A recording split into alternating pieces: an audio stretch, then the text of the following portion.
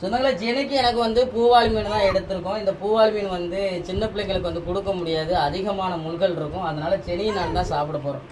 இந்த பூவாளி மீன் வந்து தனித்துவமாக குழம்பு வச்சு சாப்பிட்டு நினைங்களேன், அந்த குழம்பு வந்து வேற லெவலில் இருக்குங்க. ஆனால் இன்னைக்கு எக்ஸ்ட்ரா ஒரு 2 மீன் போட்டு வச்சுருக்கோம். ஆனாலும் வந்து இந்த மீனுடைய டேஸ்ட் தாங்க.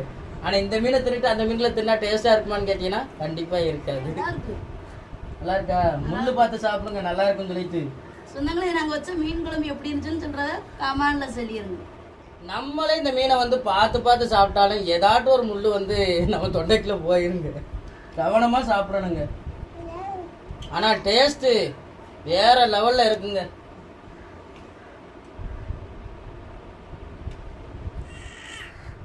இந்த இருக்கலாங்க, அப்படியே எடுத்துட்டு முள்ளு வந்துடும்.